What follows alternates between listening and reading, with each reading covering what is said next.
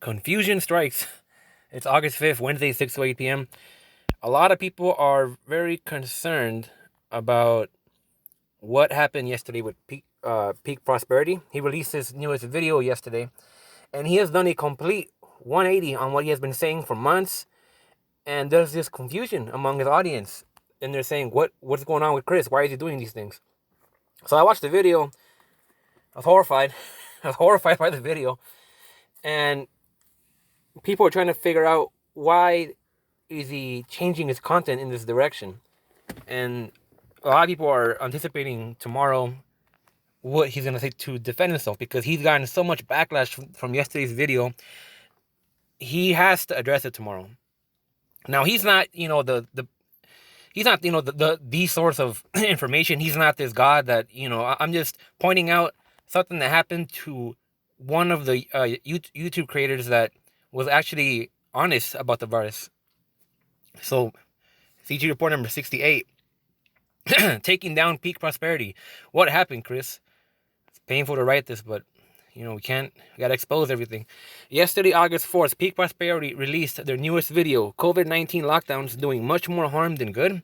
A bizarre moment where Dr. Chris completely contradicts himself constantly and throws his past work down the trash. The video has received massive amounts of dislikes, and mass confusion is seen in the comments. This new Chris says, "I'm pretty confident this thing is on the way out, sweeping across the population." His audience confused. He continues by saying, "Lockdowns are now doing more harm than good."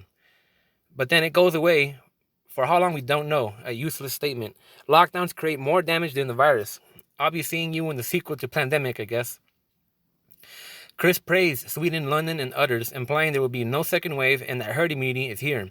A complete 180, leading listeners asking many questions, since he immediately contradicts himself afterwards in the SARS-2 unknown section of the video about long haulers, reinfections, and short-lasting antibodies.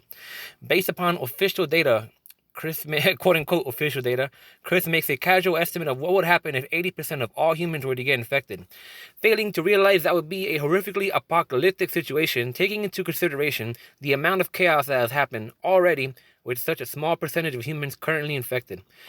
He goes on about low mortality rates. He can't have accurate mortality rates until after the pandemic. Right now, it's just inaccurate case mortality rates going around. At one point, in a stuttered sentence where he caught himself, he implied countries should take off their lockdowns and let their old and vulnerable die off, because escape from infection is inevitable. I think he said, "Let it rip." People are already making fun of him, saying they're gonna start wearing "Let it rip" shirts, and people are already saying that Peak Prosperity has peaked. I mean, this is a doozy, real doozy of a video. Is Chris compromised? Afraid of getting banned? Tomorrow he'll be releasing his next video. I know that a lot of YouTubers are getting banned, partly for mentioning HDQ, which Chris talks about a lot extensively. I don't know what's going on with him, but I guess we'll see tomorrow. But it's a shame, that one of the people that I turned to for information decided to take this kind of a turn. Now, I'm not saying that it has to be bad. I'm not saying that the virus needs to do damage, and it needs to be, unable to be vaccinated against it. I'm saying just be honest. And it's peculiar he has turned around so contrary to what he used to believe. Now, I mean, it's not that big of a deal, really. He's just one of many people who are content creators. But I had to call this out because I've been watching him since the beginning. And it was just weird. It was a Twilight Zone moment.